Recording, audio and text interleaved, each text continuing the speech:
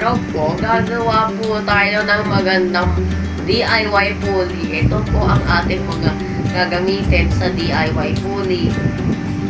Lapis, cardboard, yarn,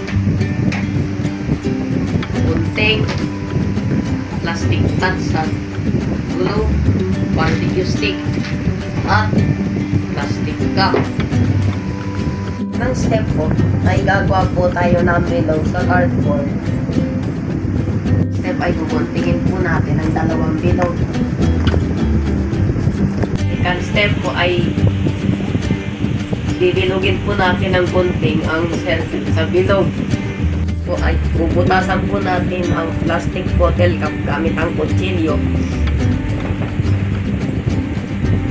At tutusukin ng barbecue stick.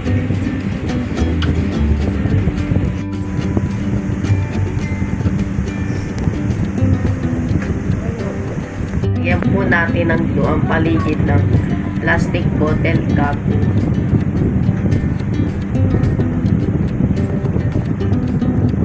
At takpan ng cardboard. Yan. Lagay na po natin ang yarn sa gitna ng ating pulley.